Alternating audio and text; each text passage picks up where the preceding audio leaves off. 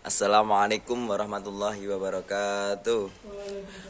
Alhamdulillahirabbil alamin wassalatu wassalamu ala asrofil anbiya wal mursalin sayyidina wa maulana Muhammadin wa ala alihi wa sahbihi ajmain, amma ba'd. Segala puji hanya milik Allah Subhanahu wa taala, Tuhan semesta alam. Salawat dan salam semoga tercurah kepada junjungan kita Nabi Muhammad sallallahu alaihi wasallam, keluarga, para sahabat dan umatnya yang setia mengikuti ajaran hingga akhir zaman. Teman-teman yang dirahmati Allah, dalam kehidupan ini tidak ada hal yang lebih indah daripada hidup dengan akhlak mulia. Rasulullah SAW pernah bersabda dalam sebuah hadis, sesungguhnya aku diutus tidak lain adalah untuk menyempurnakan akhlak yang mulia. Hadis ini mengajarkan kepada kita bahwa inti dari ajaran Islam itu adalah akhlak. Kenapa akhlak? Bukan sekedar ritual ibadah yang berdiri sendiri, tetapi bagaimana ibadah tersebut membentuk karakter dan perilaku sehari-hari kita, baik terhadap Allah, sesama manusia maupun lingkungan sekitar. Jadi ada beberapa akhlak. Yang pertama itu adalah akhlak terhadap Allah Subhanahu wa taala. Jadi akhlak terhadap Allah Subhanahu wa taala adalah bentuk tertinggi dari ketaatan. Ia tercermin dalam tauhid, keikhlasan dan ketundukan total kepada perintahnya. Dalam kehidupan sehari-hari, akhlak ini tampak dalam, yaitu yang pertama rasa syukur atas nikmatnya.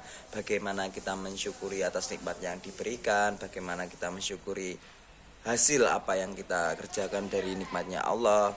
Lalu yang kedua itu tidak mengeluh atas ujian. Jadi ujian itu datang ketika kita itu memang mampu dalam menjalankan ujian tersebut. Jadi Allah itu memberikan ujian kepada kita karena kita itu mampu untuk melaksanakannya.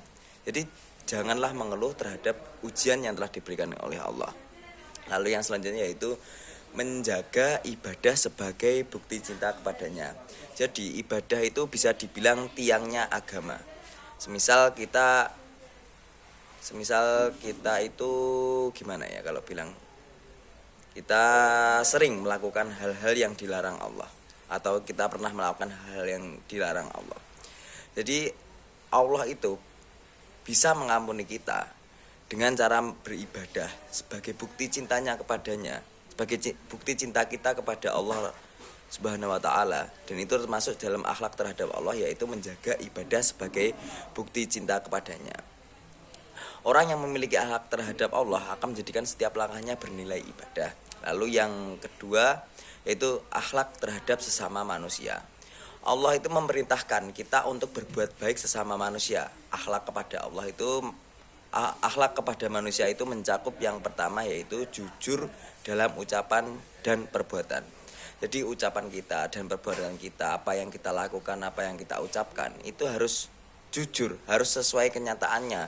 Janganlah engkau berbohong hanya dengan menutupi hal-hal yang kamu tidak ingin beritahukan kepada orang.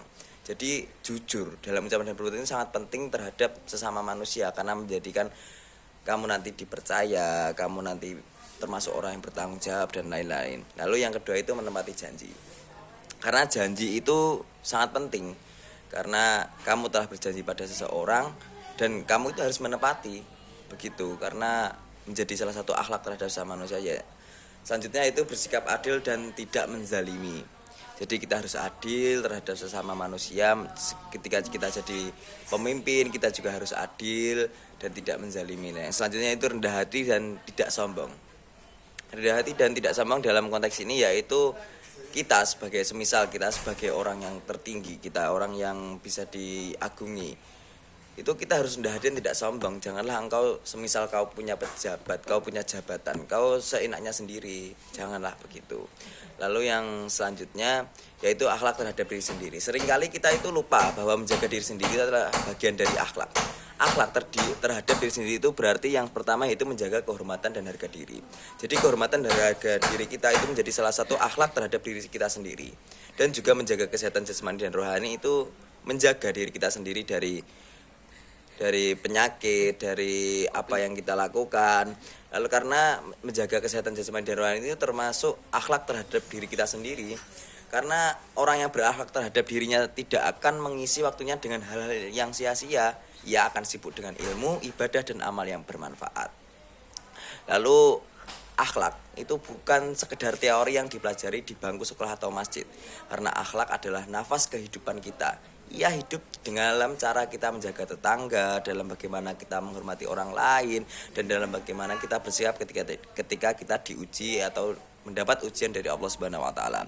Mari kita jadikan akhlak itu sebagai pakaian utama kita atau menjadi background kita dalam kita terhadap Allah, terhadap teman, terhadap manusia, terhadap diri kita sendiri. Bukan hanya saat kita di masjid, tapi juga kita di pasar, di kantor, sekolah, bahkan di media sosial pun kita juga harus mempunyai akhlak lah. Harapan saya semoga kita semua termasuk golongan orang-orang yang dihiasi dengan akhlak mulia, yang ketika wafat kita dikenang bukan karena hartanya tapi karena akhlaknya. Mari kita perbaiki akhlak kita mulai hari ini. Mari kita sebarkan senyum, jujur dalam bicara, lembut dalam berperilaku, dan sabar dalam ujian. Mungkin itu tadi sedikit penjelasan nilai-nilai akhlak dalam kehidupan sehari-hari. Mungkin ada kurang lebihnya saya mohon maaf. Wabillahi taufiq wal hidayah wa ridha wal inayah. Wassalamualaikum warahmatullahi wabarakatuh.